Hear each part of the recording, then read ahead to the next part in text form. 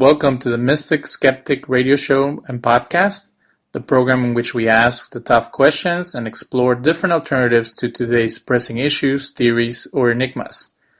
Our show is devoted to the exploration of all things mystical, philosophical, scientific, political, conspiratorial, and cosmic. Join us in an exploration of the Mystic-Skeptic mind space. As you have traveled in different parts of the world, do you feel that there's still this sense of America leading in the world in just its values and its morality, or you think that stuff is kind of disappearing and the other countries are becoming more and more resentful and they don't even care what America does and things anymore? No, surprisingly, a lot of them, a lot of them do care, because with a lot of the countries, as I speak with other people from other countries, and I've been to like 10, almost, I think. Everyone kind of has their own opinion, and just as varied as it is the United States, but they do watch what we do over here a lot. They pay attention to conflicts that are going on, current wars, because their soldiers are over there. We have soldiers from Moldova in Afghanistan. We have soldiers from Germany and Finland and England over there with us. South Korea has soldiers in Afghanistan with us, along with Australians and everyone else. So that's a huge coalition. Everyone's kind of there. So people do watch the United States quite a bit, and they form these opinions. I was over in Germany right after President Trump got elected, and that was an interesting time for the first year or so, because that was all people brought up. Every time I was out at a bar with my buddies, if we weren't immediately off a post, which is usually where all the Americans would go. So if we were out somewhere else, someone would ask us, what we thought, how we felt, and then they always had an opinion to go along with it. A lot of our English friends, they had a very fervent opinion about our president.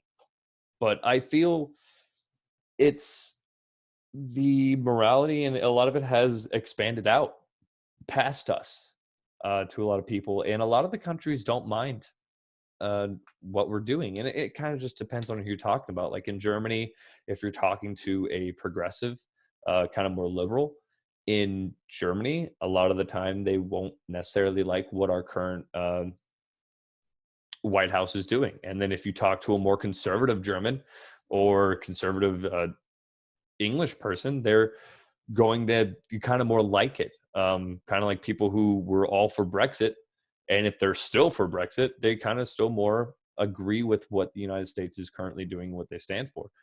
On the other side, they wouldn't kind of agree with it.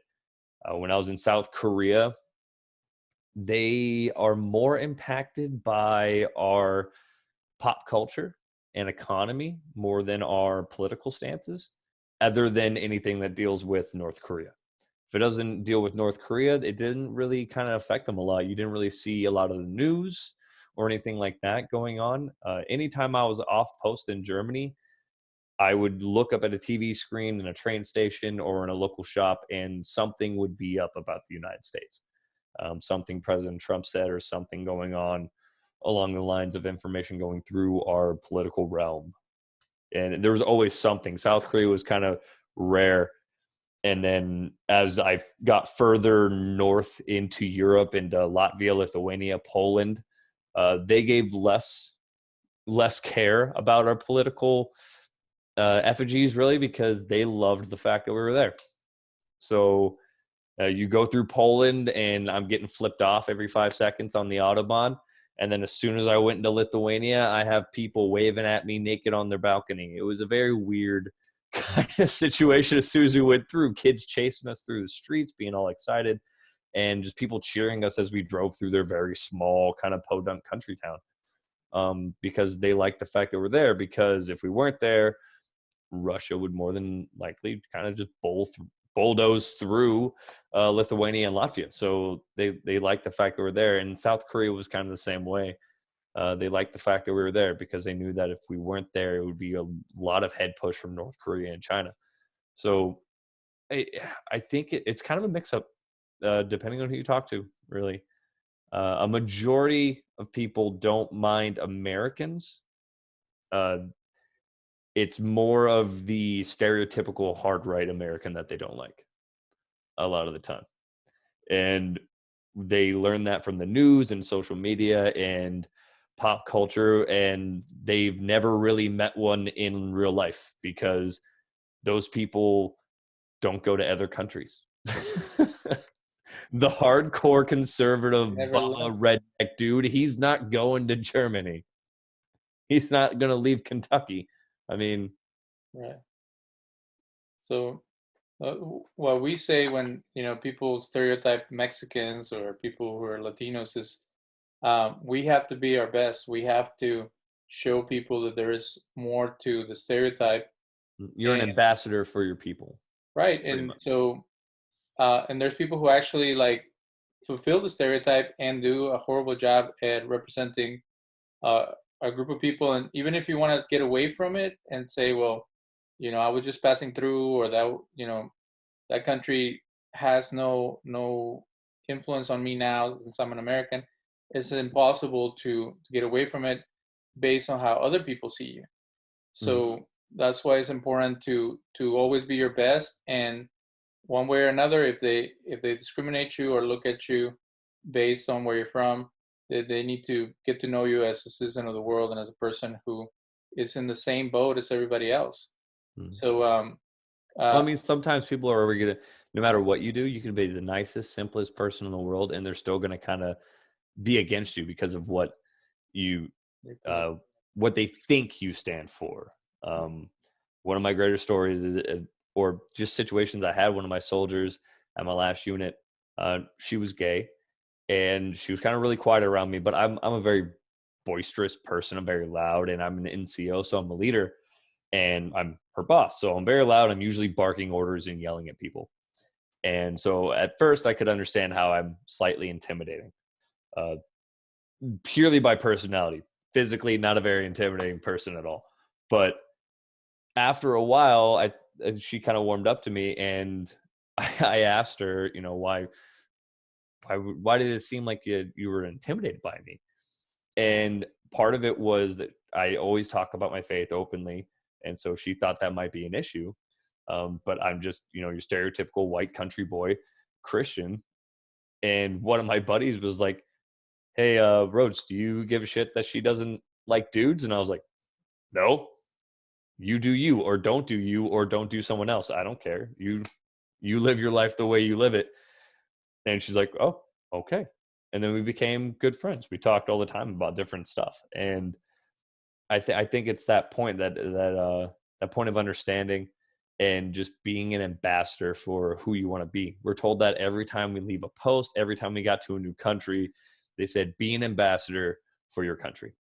Every soldier, whether we went to France, Latvia, Lithuania, Poland, Belarus, Turkey, Georgia, wherever we went, uh, they would be like, "You are an ambassador for your people, and be such." And sometimes I'll admit I wasn't the best ambassador, when I'm sitting in a pub and a soccer game's on, and I'm just talking shit about how much soccer sucks, just because as a person that grew up wrestling and watching football, I think soccer's a terrible sport, but that's my personal opinion.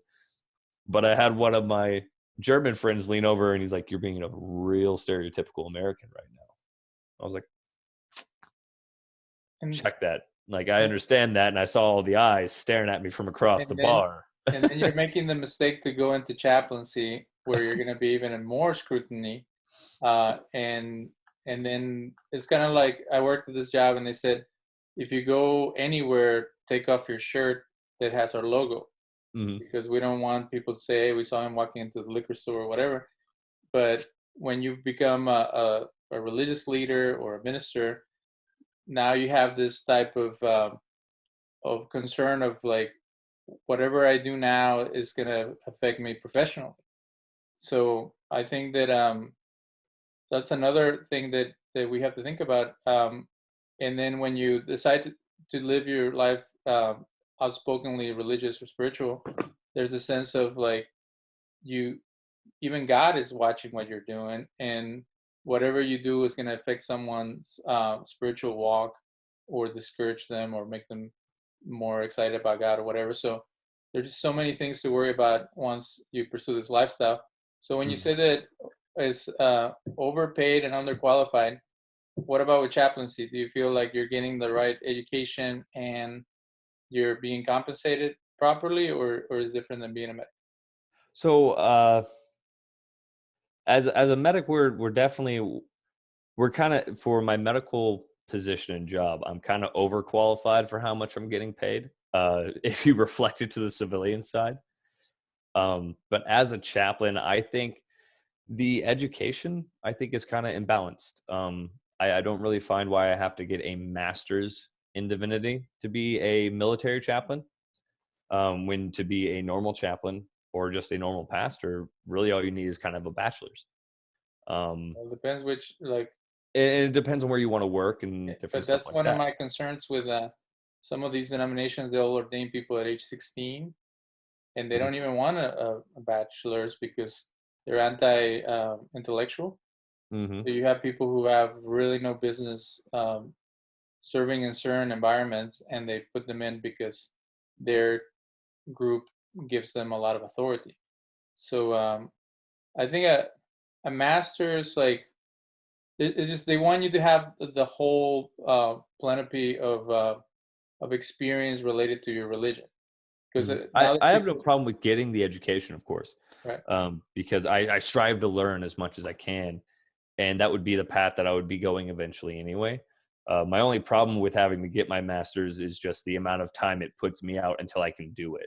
right, Because I've been in 8 years. By the time I finish my bachelor's, which I'm completing right now, I'll be at 10 years. And then I have to get out of active duty to pursue my master's and be a full-time pastor for 2 years on top of that. So wow, that's another 3 to 5 years on top of it. That doesn't count for my active time. So for me to retire at 20 years, I will have actually been in for 25, 26 years, full time. So that's my only real issue with the requirement of that master's.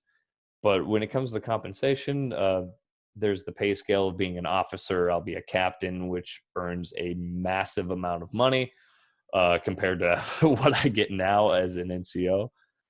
And sometimes it's not always equivalent. Some people say that if you want to see socialism at its core, look in the military. It's very socialistically set. okay, so But not democratically socialism. It's very like old school socialism with classes and levels, because you have people doing the same thing as you, but they are deemed more important, so they get more pay and more opportunities and benefits. how much time you got available? Um, I have as much time as that one stays unconscious. Okay, because we're actually gonna do two shows now because you hit the point of contention. This whole thing about socialism. Mhm. So I've heard comedians say, "I love capitalism um, because we're free. We can do whatever we want. We can start with zero and become a millionaire, whatever."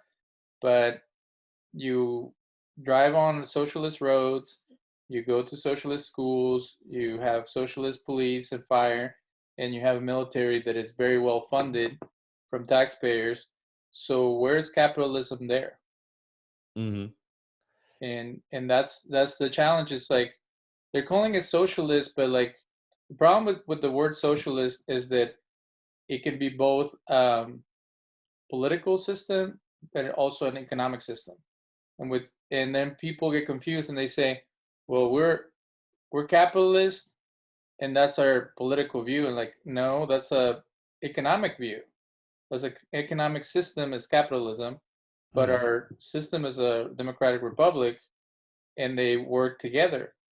And then you have a country like Israel that started off as a democratic socialist and it still is, but they have become more capitalist as they've gone because the socialist experiment didn't work.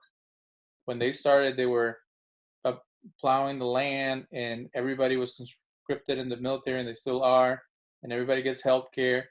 And no one Mhm. ever criticizes Israel for being socialist because they're the good guys to the majority of Americans.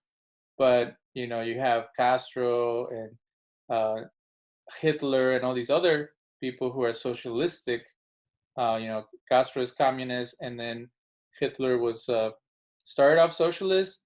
Then he became like super conservative, and then it was like a mixture of an empire and all this other crazy stuff. We've had a show about that on our program. So It is mostly used as like a dictatorship was kind of what it was more funded around, right? Him, Stalin, Mussolini, or kind of like a was it dictatorial socialists or the Marxists? authoritarian system is equated to socialist. But do you agree that what I mentioned, the things that are paid for and funded by our taxes, that those are socialist, or would that be considered something else? I would say that the military is definitely on a socialist standard, where everyone is paid the same at different levels, right? So we have different ranks, and each rank has different pay for different level of responsibilities as you go up. But everyone across that one board there gets paid exactly the same. So if I was a single E5 sergeant NCO, another guy, same thing, he's going to be getting the same amount of money as me, as long as we have the same requirements. You can do different things like airborne and get special pay and stuff like that. But holistically, we get paid the same. And that guy could do nothing. And it's independent of job too. So he could be supply, I'm a medic. He could do nothing. He could not even show up to work all week and just happen to skip out. And I'm working my ass off. We're getting the same paycheck at the end of the day. No, not at all. So, I mean, you can get fired, but I have known many people through my career that skirt that middle line. We call them shammers. They sham. Let me tell you about some real shammers. When I was going through orientation at the VA, the union shows up, and they're like, "We'll give you $100 if you join our union." I was only there for a year for a residency, and then this is the example they use. We have a guy who is being accused of sexually harassing women, and he's still here. He's been fighting that for 10 years, and he's still here. That was their high point. That was their selling point. Yes. It was unbelievable. This is before the Me Too movement and all of that. I was like, what kind of lunatics are we going to be working with? Because that was the culture. And maybe the union is corrupt and crazy, and they were, bribing people to join. But it's like when people say, that's why we don't want socialism, because a teacher is going to just coast and not teach my children, and a VA employee is going to coast and not do their work. And I saw a lot of people doing that when I was there. And then I saw a lot of people who actually took their job seriously and they did their best. So how do you keep a system like that? Sorry, what were you saying? How do you keep a system like the military, like the VA, like schools and other programs from the government from creating that type of culture where, as long as I've been here long enough or I've hit this kind of plateau, I can just coast, I can just not be competitive or professional and still get paid, and they can't do anything to me, and I'm just going to ride this roller coaster?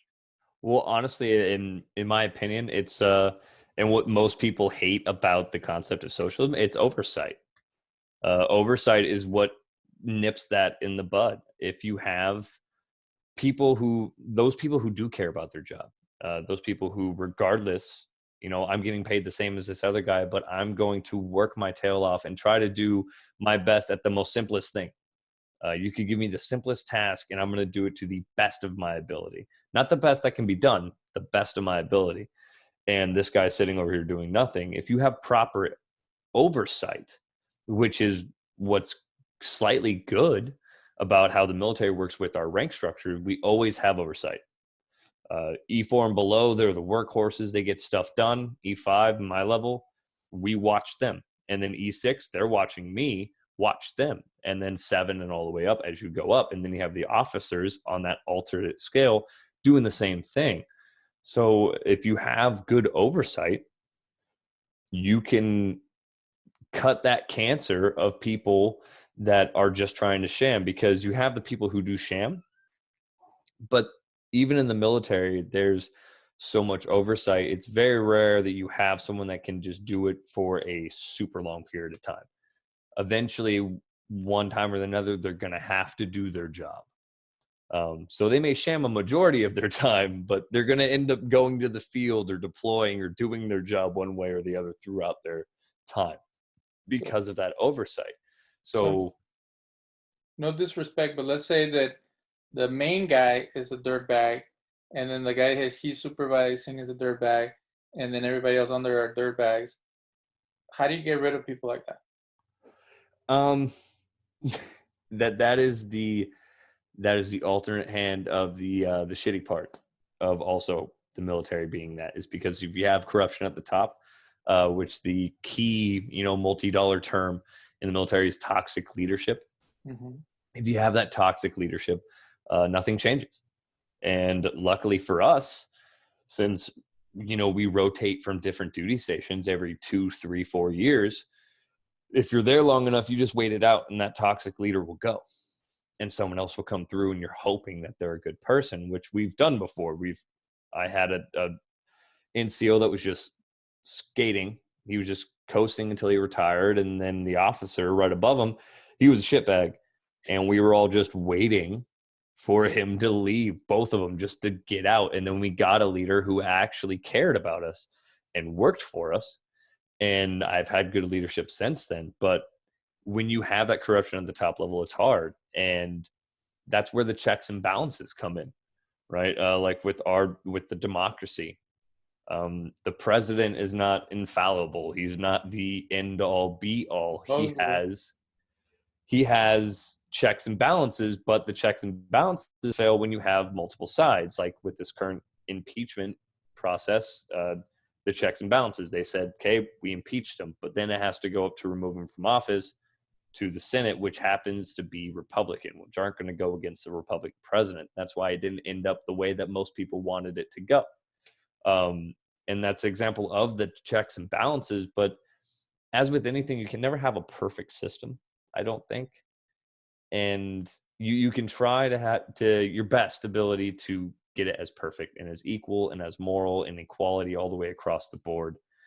But seeing the way with the military, the way it's worked, is you can always just try to make your area the best that you can, which is kind of the demonstration between states creating their own legislation. They're trying to create their states the best and also adhere to federal law as well. And let me ask you this. So as from a minister to a fellow minister, don't you think that it would be a better world if we just had a militant state? A militant state? Or a military state, like the same thing that you guys are doing, just spread the love everywhere. The whole country being run like the military. Wouldn't that be better? No. You love the military. You want to be there for many years. What would be the problem with like just making everything work like the way the military works? There's no freedom. It's lack of freedom. So a common complaint that you'll hear, and we speak about it on my podcast a few times. We try not to talk about the military all the time. You're not even allowed to talk about current wars. So we can talk about it, but we can't talk about like operational security, stuff like that. Oh, of course. But like right now you're sharing your opinion. What's stopping you from being free? So if it was a militant state, this wouldn't be a thing, because then everyone would be soldiers. Everyone would have that oversight all the time. You're doing it on your spare time. So right now the military is volunteers. So from this time to this time, you're not allowed to do whatever you want. But right now at night at your home, you can do whatever you want. Yes, I'm out of uniform. I can do what I want to a point, right? Many states have legal marijuana. I cannot, even if I reside in that state, smoke marijuana. Do you live in the base? Yes. Even if I lived off post, though. No, but let's say that right now you were throwing a wild party. they would come shut it down, right? No, No? no. You can do whatever you want. For the most part, yes. Okay.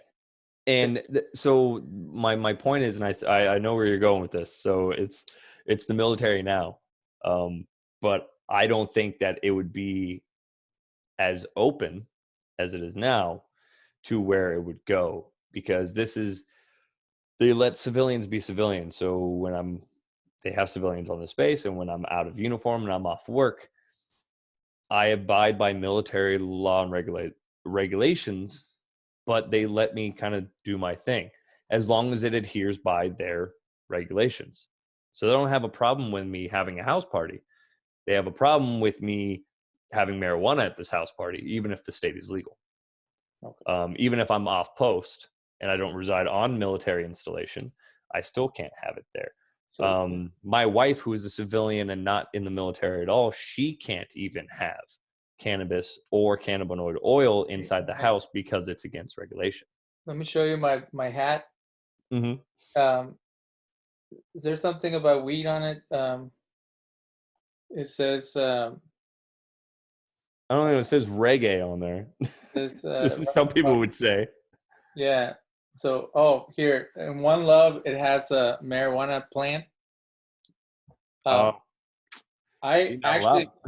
just to be honest, and they're gonna kick me off the radio. I hate marijuana. I think marijuana is a gateway drug and is very destructive. Mm-hmm. But I wear this hat because I have a friend who's a Rastafarian, and Rastafarianism has a lot of connections to Judaism. But the reason that so I can tell that you're a marijuana proponent just by how much you've been talking about marijuana. But the point of what I was saying about turning the whole country into a military state Mm-hmm. is because I was gonna have this is another reason to get kicked out of my radio station that's very progressive, is that I was gonna have a Jewish scholar from San Jose University who we were gonna talk about military history and somehow connected to Israel Palestine. So the point was that let's say that you dislike everything that the state of Israel has done from the beginning, from when they were founded up until now. Mm-hmm. Objectively speaking, and thinking in a military perspective, there are certain things that they have done based on security and military tactics. So I wanted to talk to him and see if you can justify some of the stuff that they're doing now, which some people would consider to be military state-like, because the way they deal with the borders and the access to resources and stuff like that. Mm-hmm. Because in the progressive perspective, everything they do is evil and unjust and anti-human rights and all that stuff. So then it's like, okay, let's say that's true for a moment. Is there any military and tactical reasons for that people would do that could be justified? And then people say, well, you're just an apologist for the state of Israel. It's like, no, I want to know if in a perfect world people could get along with each other. In a perfect world, people would be able to share the Holy Land and have a peaceful life. But in the world that we live in, there's so many factions and so many.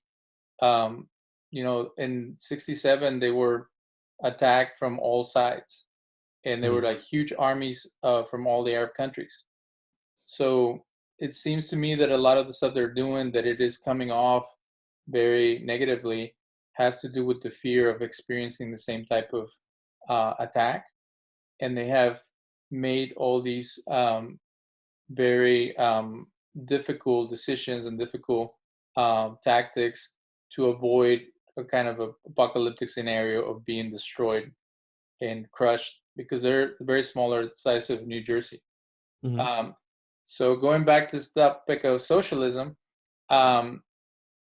if the military is a place that you enjoy and that you have thrived in, to live in a militant state is the same idea. Like it's like Cuba. they felt that they were being taken advantage of by the Spanish, and they kicked them out. And then the American mafia came in, and they started using Habana as like their Vegas. And some people felt that they were being taken advantages again, and they kicked them out. And then the revolutionaries took over, and they kicked out their previous dictator or previous president or whatever. And then they made it into a militant state Mhm. where everything is controlled and everybody does what the leaders want. But just like it happened in Russia and in other places, they became as corrupt or even more than the original leaders, and then it became authoritarian, and they would kill all their enemies and stuff like that to keep the status quo that they had built, that it was total equality and communistic system of, is you don't do what you're good at, you do what the country needs. Mm. So I believe that in Israel and in other smaller countries, they have like mixture between democracy and socialism because of the limited resources and the limited ability of surviving and stuff like that in such a difficult environment. So if America did the same thing, I don't even know how they would do it, because it would be very difficult to implement this kind of authoritarian socialism. But if you want to have a healthcare system that works, if you want to have a social safety net and other programs that are across the board, you would have to pretty much do that, because um, all those programs are very dysfunctional. Mhm. I am not only a chaplain, I'm also a community health worker, and whenever I try to reach resources for my patients, it's practically impossible. So in one of your shows, you mentioned that the Democrats want to just give you all this free stuff, or claim to give you all this free stuff. It's like they can claim all day long, but it's not going to happen because there's not the resources to back it up, and there's not the systems to make it happen.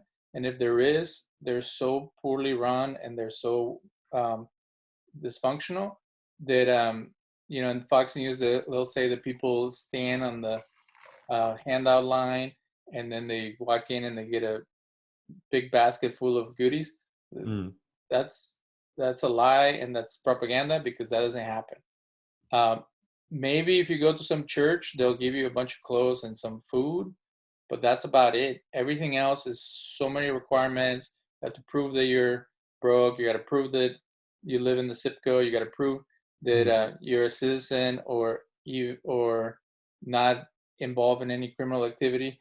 There's so many requirements for everything that you would spend all your life trying to meet these requirements, and then you would get a loaf of bread and a can of peanut butter, and they would expect you to live uh, from that. Well, So most of the people who complain about that when it comes to welfare and stuff have never been on it. right. So they say, "Oh, it's all these free handouts."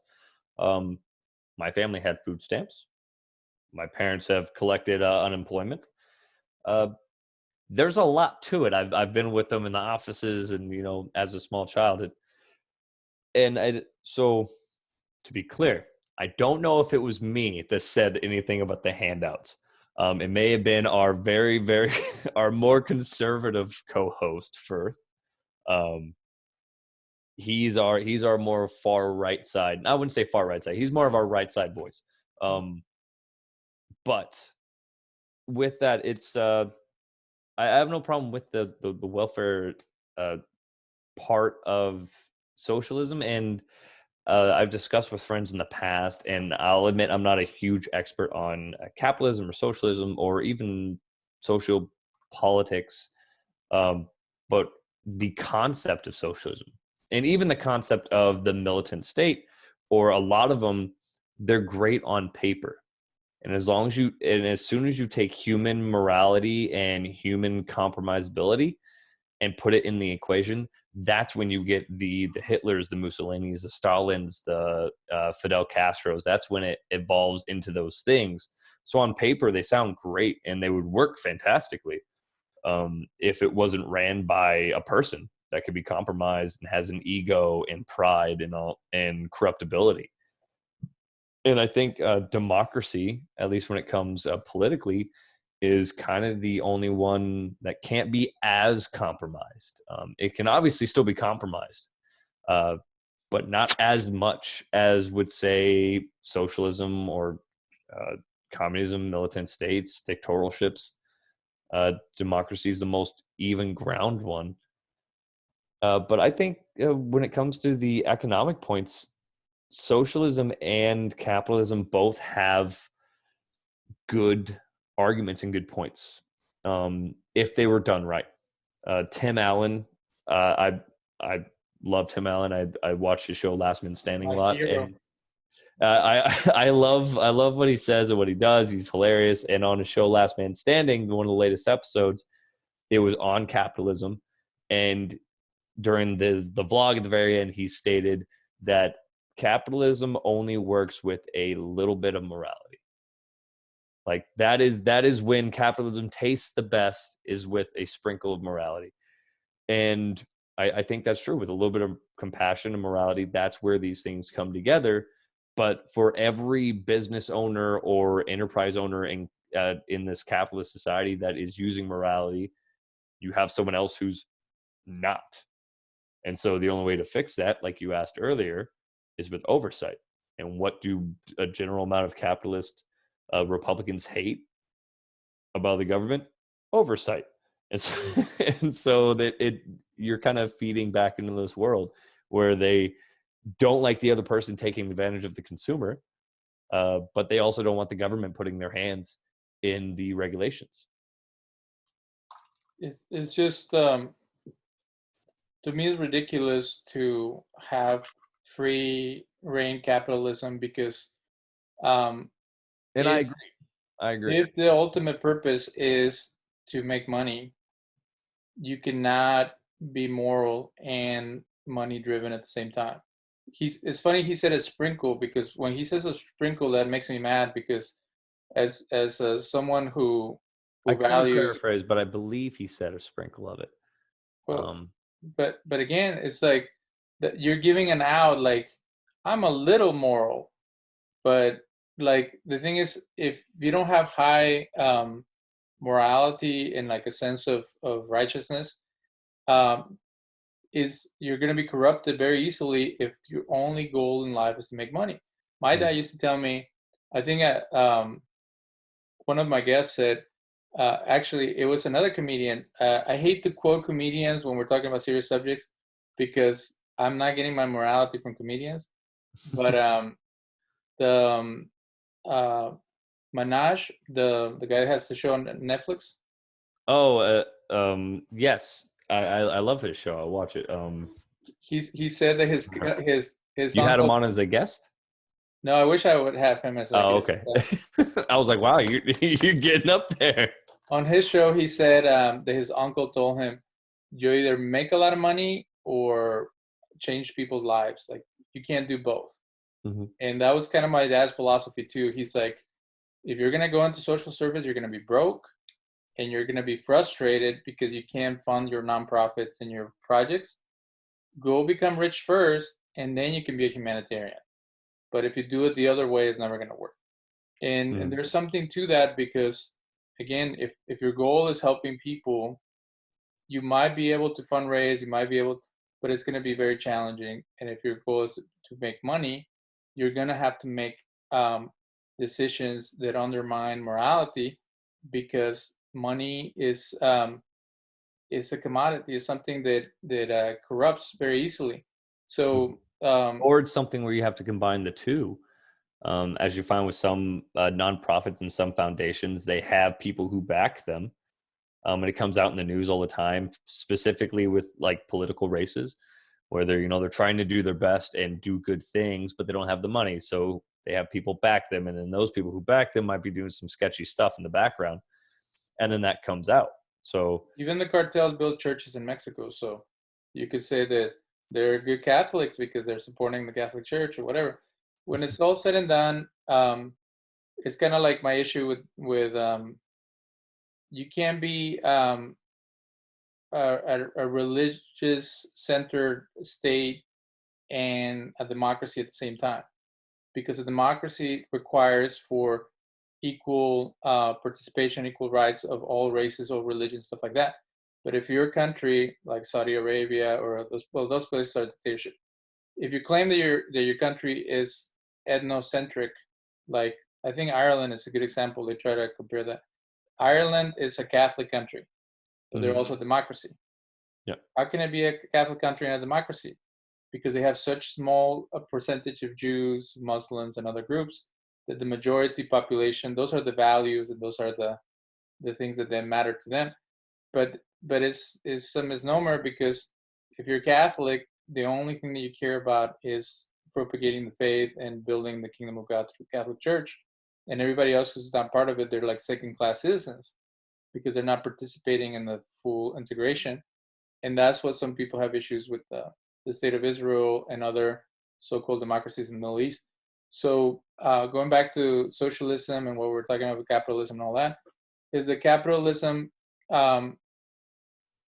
if you're trying to make your board happy by increasing profit, then the environment, the the overall needs of the people are going to go to the, because you have to prove that you're making money.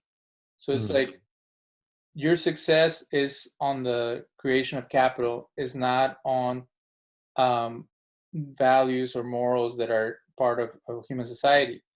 The only way that I would see that you could have a good business that was fully capitalist is if the board members had oversight and they instill a culture of respect to the environment, respect for people, and caring about others.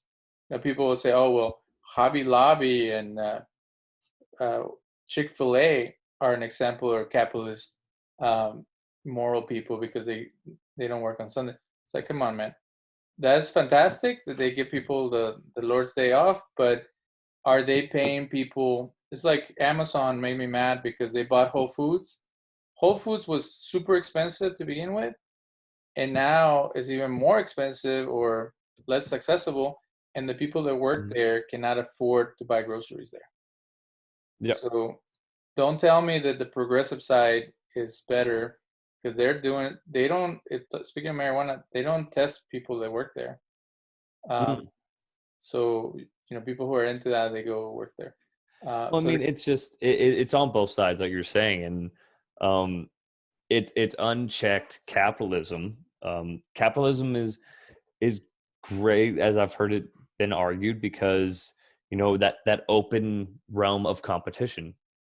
Sometimes, or at least primarily how it was designed, was to present competition so you stayed here and you wouldn't have this when it came to pricing or accessibility.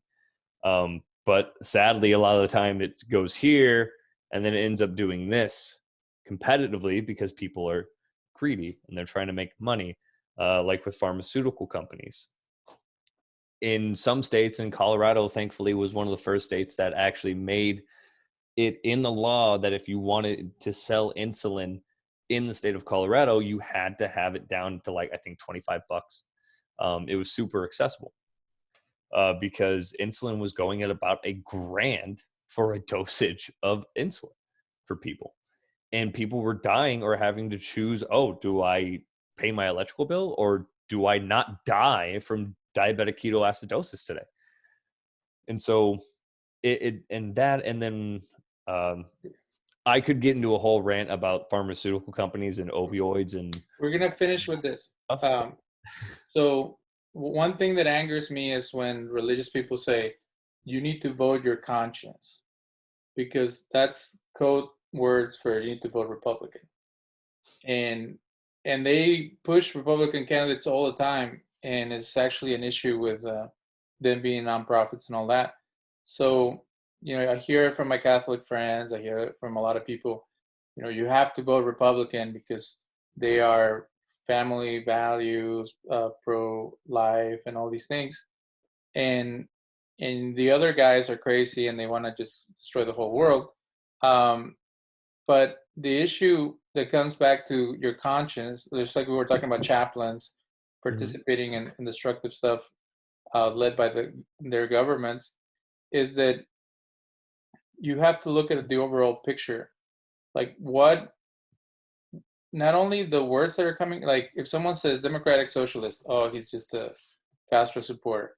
And someone says, money, money, money, I'm going to make you all rich. Oh, he's just a mobster. So it's easy to dismiss people from the words that come out of their mouth.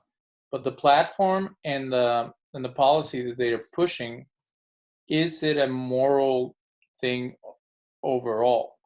So if you're a one issue voter, I have friends that are like, if you support Israel, even if you're the worst person in the world, but you're going to make sure that Israel is protected, I'm going to vote for you. Or if you support the Second Amendment is the big one. the Second Amendment, or if you are anti-abortion, you can be like, and that's why this guy got elected. So the biggest issue is like, let's look at the whole picture. Are the policies and the things that this person is pushing, are they beneficial to the whole country? Because I don't know how to communicate this to everyone, is that we're all in the boat together.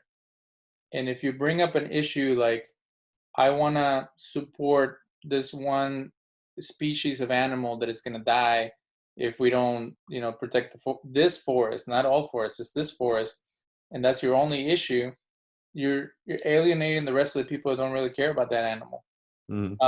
So that's what, so they pick these big issues that are polarizing, and they talk about them, and they might not even be able to do anything about it. Trump hasn't tried to stop, well, he has in some ways tried to stop legal abortion. So that's one of the issues. Like my issue with George Bush was that he would throw bones at Christians. He would talk about family values. He would talk about supporting the military. He would talk, and then not do anything about it. And one of my biggest concerns about military, the funding of the military, is that we're funding war and we're funding buying weapons, but we're not funding housing for veterans. We're not funding ongoing medical support for them. So there's a huge military budget, but it's not being allocated correctly. So the issue with Bernie Sanders and Trump, whoever gets elected, is that we're not talking about philosophies or ideas. We're talking about the allocation of resources. So when Bernie says, I'm going to allocate resources to help people get an education, to get people healthy, to get people, whatever is lacking, to me, that is something that my conscience, that I can sleep at night thinking, okay, I have someone who has the interest of the people in mind. But then the other philosophy is like, if I take care of all the millionaires and all the corporations, they're going to take care of their workers and they're going to support the people. And if the churches can preach their religious freely, and if the babies are brought to this world, everything's going to be fine and dandy. I know, again, we're all working for the same goals, but the way that the resources are allocated is what's worrying me. And then that people are being fairly taxed and fairly, the resources are coming in, because if all the big corporations find loopholes and it's only us, the little people, funding the government, that's not sustainable. It's gonna pop. So I feel that a lot of times politicians, they play games with people's lives and with resources, and then they don't realize that they're actually making the problem worse and worse.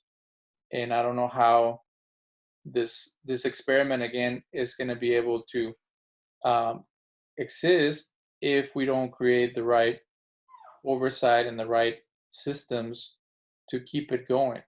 I feel like we're like playing the lottery, or we're at a casino throwing in all our money and seeing if it comes back when it comes on Social Security and things like that. We're not being responsible with the resources. Yeah, I mean, I think it comes down. A big thing I always talk about is compassion. If people had a simple basis of compassion, we could find a middle ground and bridge those gaps between the two.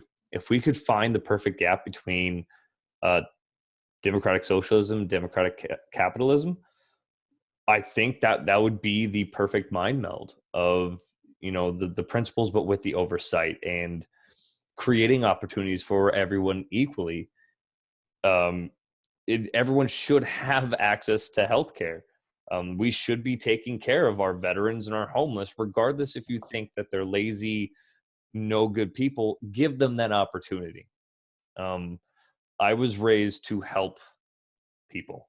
I was always the thing I would always say about my father, and my wife has said it about me, is we'll give you the shirt off our backs because you need it more than me. I can handle without it. You need it now because you don't have a shirt. I have one. And if we could help each other have a little bit of compassion, and I think a problem with a lot of people, the reason why they have a problem with it is because they're not there. They've never had to sleep on the streets, and they don't understand the concept of empathy and what it would be like to be there and to not have access to your medical care, not have access to a better life because you don't have access to better education, because your family's poor or you just don't have that opportunity. You live in a low socio, area, a low income poverty area. It happens all the time. And I think that's just a big thing. Compassion. If people have compassion and understanding, we can find that middle ground. And like you said, it's a social experiment, as I think any country is. They're always trying to figure out like what the next thing will be. UK with Brexit, they're like, this seems like a great idea, and then now it's actually like it started, and the EU was like, okay, well, it's time to get out, and they're like, well, hold on, we're not ready yet. And it's happening the same thing here. I'm very interested to see how the 2020 election goes and the next 4 years after that, because either it's continuing down this social construct experiment, like you said, with our current president, and seeing how that goes if it continues, or someone like Bernie Sanders. I'm not a huge fan, but I'm almost kind of rooting for Bernie Sanders just because I say, let's see what happens. Like, he's so far on the opposite side. Like, what could go wrong? Like, you almost just got to see what the possibility is. What can go wrong is that people, what I talked about in the last thing, and we're going to close, is that people are going to build sympathy over even though he's the forerunner, he's the underdog. Mm-hmm. So I think the way that America shows compassion is that they actually prop up an underdog. And it happened with Trump. Even though Trump was so aggressive and mean and hateful, he became the underdog because he was the only one that supposedly was speaking his mind and who was being straight up. Everybody else seemed so fake that then everybody was rooting for this almost Teddy Roosevelt or Huck Finn or something, like some hero of the masses who might not be perfect, but he's a straight shooter and he's someone that is fighting the establishment.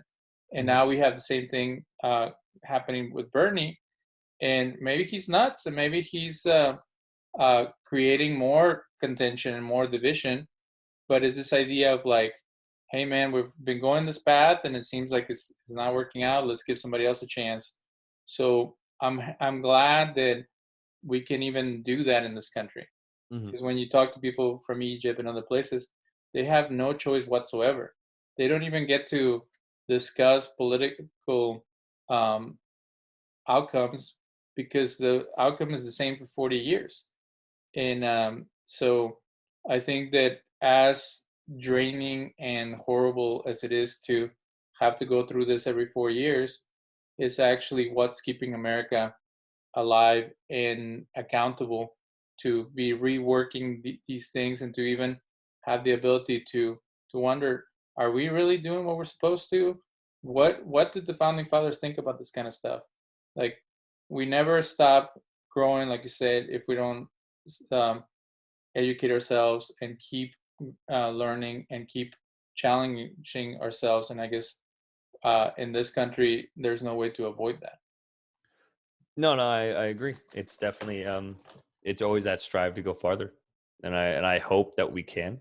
I hope as a country and as a people, we can find that farther ground and try to continue to improve ourselves, because I want it. I have 2 little baby girls, one a foot away from me, and I want her to have the best life possible. And I can't imagine that if we just continue going down the same route or regress from it. I want people to create a better future so she can create a better future, and then so on from that point. And a main thing that makes us that is what makes America: democracy, people like yourself coming from Mexico and trying to make this place better and better for themselves. Like that is American. But before you end, one thing I just wanted to say, someone that would say that, you know, you're not really American, that coming from another country to better yourself because there's something better over here, that is literally the epitome of what it is to be an American. We're literally like, deuces, England, I'm out. I'm going to go over to America now, and now it's America. Like, that's the point.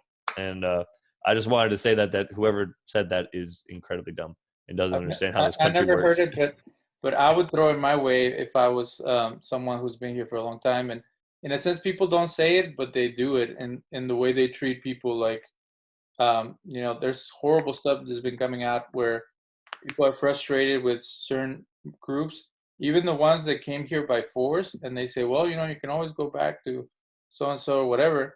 And it's this stupidity about how no one came here willingly per se, Mhm. because you were fleeing persecution in Europe or you were fleeing poverty or whatever. So do you think that people were excited to come and live in the middle of the forest with other people that they didn't even understand or knew that were here? It's been a challenge to be in this part of the world, and it's been a challenge to make it thrive. And the only way that it truly thrives is that if we see it in the context of history. One thing that when people get scared about other groups coming, some of the groups that some of the people that are coming are people that are in a sense coming back, Mhm. because if you know history and you know, like, the origin of the species and all that, people were coming from Asia up and then going down. So if Through you the see land people, bridge. Yeah. yeah, so if people are migrating back, like, it's all about your perspective. And then it's about resources, and it's about the ability to survive. So all your prejudice, all your um, diminishing other groups and stuff like that can go away with education, with understanding, with spending time with people and understanding that they have the same dreams, same aspirations, the same desire to thrive, and that hopefully this world is big enough that we can all share it. But it's easy to live in fear and to just not wanting to deal with anybody else's issues and problems. Mhm. So I thank you for being on the show and having this very lively discussion. Of It's course, been of course. broken into 2 shows, and you know, I have my quota for the month fulfilled with the 2 shows, and it's tough to keep a podcast going. I wish you guys the best with your program. I hope we can have a relationship of equal support, because you do it so many times, you it can become like a habit, like every week you have something going on, or it can become a burden when you're like, I don't know what to do, I don't know how to get a show going. It takes so much out of me. And here in Houston we had like a great progressive show that went on for like 3 years, and then it came to a point where the guy couldn't keep it going anymore. Mm. And I missed that show because he brought in all these interesting ideas and concerns, stuff like that, but it was not sustainable. So hopefully we can build a network or a station, an online station or something where we can keep each other going, because I'm afraid that the fluffy shows that are very superficial, even about aliens, you can talk about aliens in a superficial way for hours without really getting to the bottom of the subject. And I guess we'll have you guys on the show. Maybe we can have the whole team. Yeah, And I would love it. You would You definitely enjoy them. They're quite the characters. Much more lively as myself. If you ever get a chance to watch them, I love these guys, and they like myself. They love discussing this and just anything really. Just having a discussion, being able to talk and learn and just converse. We're all very social people, and I think it's important to have this to have this platform. So I thank you for having us on, and definitely in the future, we will. I'm going to try this to keep kind of this open community going with myself, you, many other podcasters that I'm reaching out to, because I'm not only reaching out. I'm sure you've done it in the past. I'm not only reaching out to experts, but I'm reaching out to just other podcasts. And they're just people like myself. They don't have a specific background in something. It's just something that caught their attention. But if you do enough interviews on one topic enough time, you end up kind of being, the subject matter expert on that. And so I'm even just reaching out to people with other podcasts, create a little community of support.